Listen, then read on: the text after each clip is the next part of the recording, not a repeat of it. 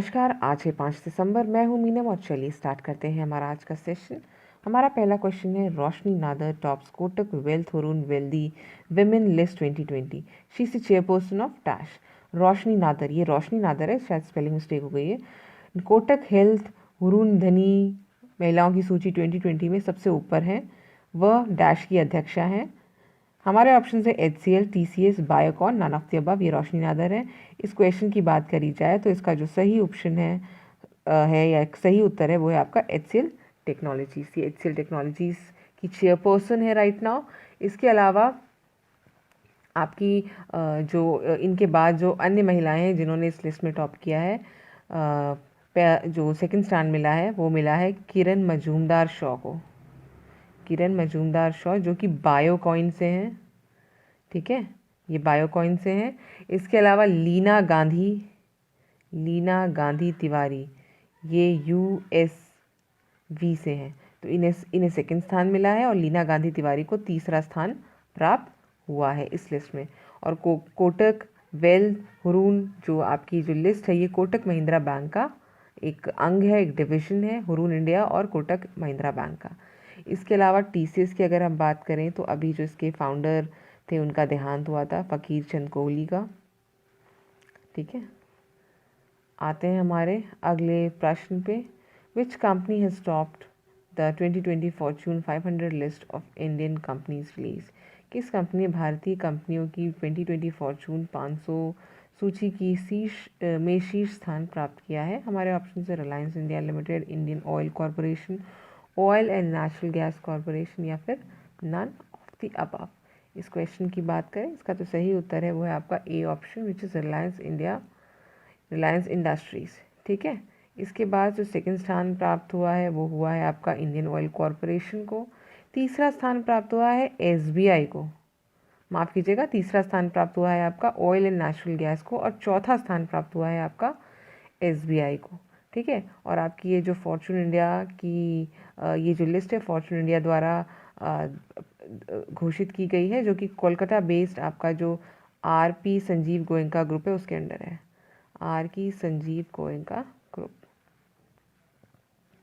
आते हैं हमारे अगले क्वेश्चन पे। Indian navy day is observed on dash. भारतीय नौसेना दिवस डैश को मनाया जाता है। हमारे ऑप्शंस हैं 1 दिसंबर, 2 दिसंबर, 3 दिसंबर या फिर 4 दिसंबर। 2 दिसंबर नेशनल पॉल्यूशन डे, अभी हमने इसके बारे में बात भी की थी। इसके अलावा इस क्वेश्चन की बात करें तो इसका सही उत्तर है आपका 4 दिसंबर, जो हर वर्ष मनाया जाता है इंडियन नेवी डे के रूप में। इसके अलावा इस बार का जो थीम है आपका वो है Indian navy combat, ready, credible and cohesive, ठीक है।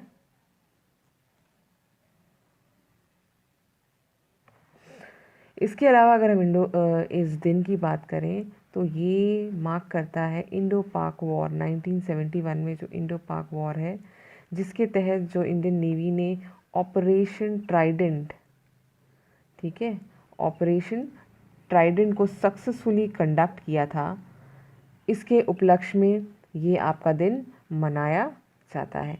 अब 1971 के दौरान भारत पाकिस्तान वॉर हुई थी, आप जानते हैं, और इस युद्ध में भारतीय जो नौसेना है उसने 4 पाकिस्तानी जहाज़ों को डुबोया था और लगभग 500 पाकिस्तानी जो नेवल्स हैं उनको मारा था और हमें इसके तहत कोई भी नुकसान नहीं हुआ था। इसके अलावा अगर हम फादर ऑफ इंडियन नेवी कहें तो छत्रपति शिवाजी भोसले को कहा जाता है फादर ऑफ इंडियन नेवी, 17वीं सेंचुरी को बिलोंग करते हैं।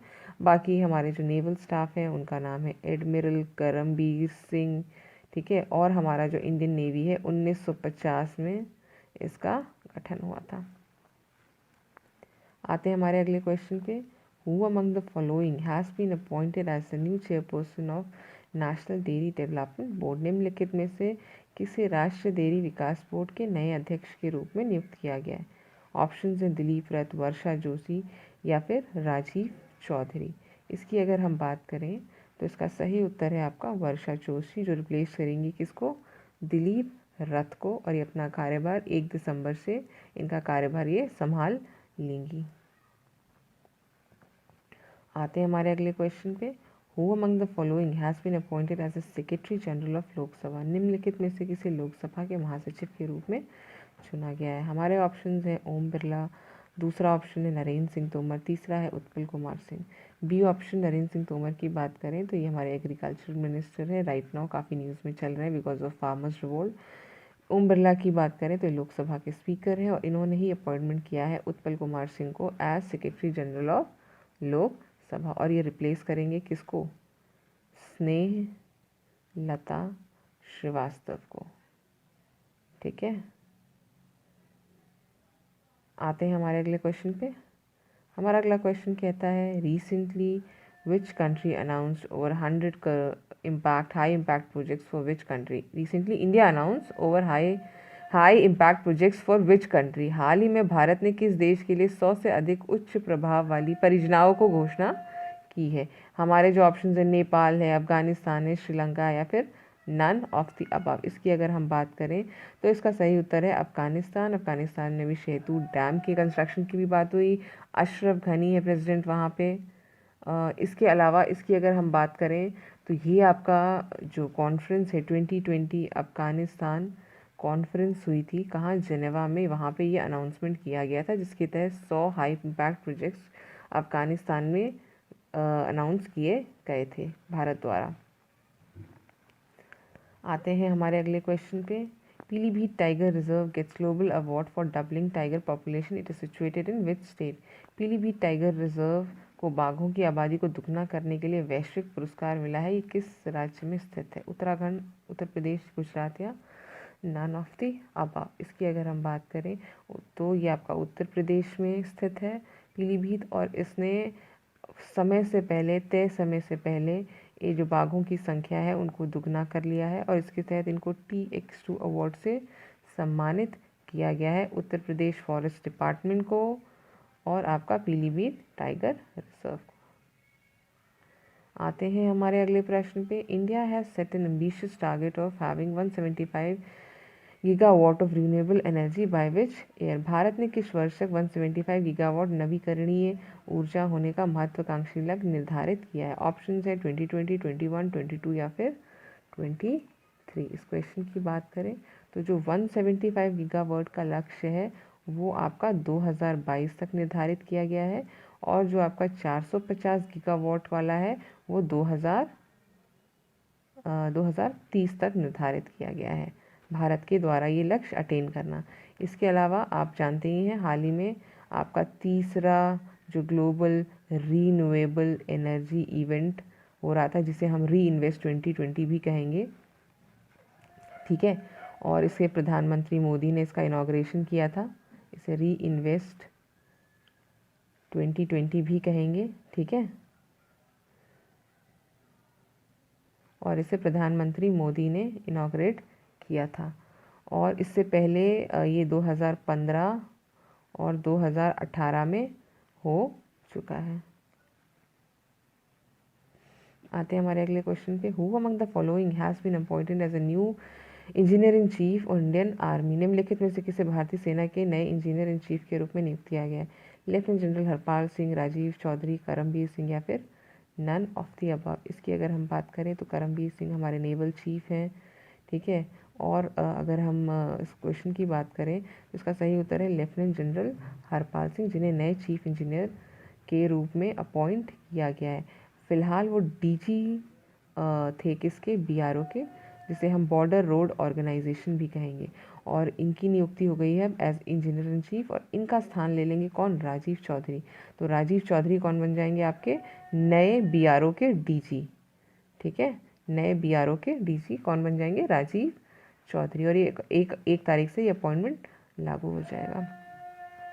आगे आते हैं हम। हमारा अगला क्वेश्चन कहता है what is the ranking of India in the latest FIFA rankings? नवीनतम फीफा रैंकिंग में भारत की रैंकिंग क्या है? 100, 102, 103 या फिर 104? देखिए भारत ने ये जो रैंकिंग है इसके तहत वो 104 पे आ गया है। इससे पहले वो 108 था अक्टूबर में। ठीक है, और उसने ये पायदान चढ़ के अब ये 104 पे पहुंच गया है जो कि एक उपलब्धि है। आते हैं हमारे अगले क्वेश्चन पे। Which country has become the first Arab country to generate electricity from coal? कोयले से बिजली बनाने वाला पहला अरब देश कौन सा देश बन गया है?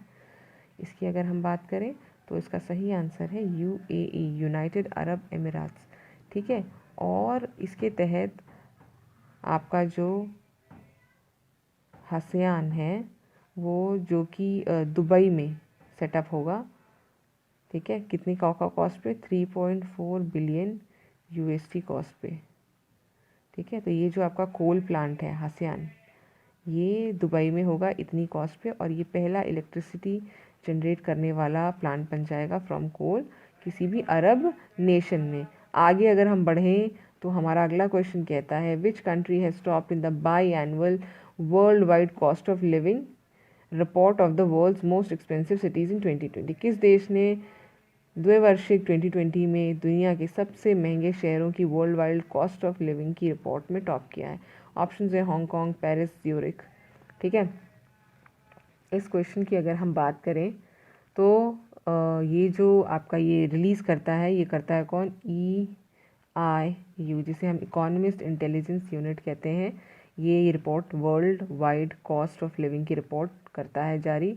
ठीक है, इस बार की अगर हम बात करें तो इस रिपोर्ट में टॉप किया है हांगकांग ने, जो कि चाइना में है।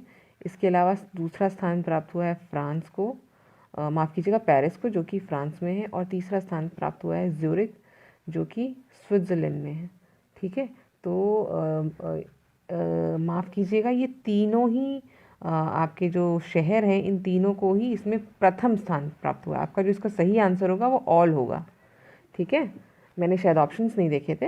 ये तीनों को ही आपका प्रथम स्थान प्राप्त हुआ है। इसका सही उत्तर जो है वो है ऑल। और ये जो लिस्ट है 133 देशों की लिस्ट होती है, जिसमें से इन तीनों को ही प्रथम स्थान प्राप्त हुआ है।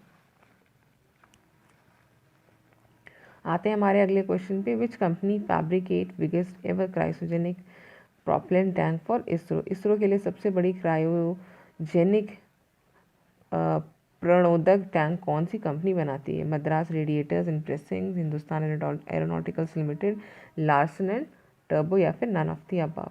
इसकी अगर हम बात करें तो इसका सही उत्तर है HAL, जिसे हम हिंदुस्तान एरोनॉटिक्स लिमिटेड भी कहते हैं। इसने डिलीवर किया है सबसे बड़ा cryogenic propellant tank ever fabricated by the company to the Indian research institute of Indian space research organisation, जिसे हम इसरो कहते हैं, जिसका हेडक्वार्टर बेंगलुरु में, और के सिवान इसके अध्यक्ष हैं। ठीक है, इसके अलावा इसने अभी हाल ही में IEOS, जिसे हम अर्थ ऑब्जर्वेटरी सैटेलाइट का जो पहला मिशन है वो कंडक्ट किया था, जिसके तहत इसने 10 सैटेलाइट स्पेस में PSLV-DL के दूसरे मिशन के दौरान। Who inaugurated first of its kind organ donor memorial in the country? देश में अपनी तरह के ऑर्गन डोनर मेमोरियल का उद्घाटन किसने किया है? हमारे ऑप्शन है नरेंद्र मोदी, अशोक गहलोत, अमोद शाह, या फिर नन ऑफ द अबव। इसकी अगर हम बात करें तो इस क्वेश्चन का जो सही आंसर है वो है आपका ऑप्शन बी, अशोक गहलोत, जो राजस्थान के CM है। राजस्थान की योजना आपकी प्योर फॉर श्योर। ठीक है, इसके अलावा अमित शाह आपके गृह मंत्री हैं, होम मिनिस्टर हैं, नरेंद्र मोदी PM हैं। ठीक है, तो ये जो ऑर्गन डोनर्स है और ये जो आपका ऑर्गन डोनर आपका जो मेमोरियल है, कौन सा ऑर्गन डोनर डे पे, इंडियन ऑर्गन डोनेशन डे जो होता है, उस दिन इसका इनॉग्रेशन किया गया है। आते हैं हमारे अगले क्वेश्चन पे। हमारा अगला क्वेश्चन है according to the world malaria report 2020 which country recorded largest reduction in malaria cases in South East Asia?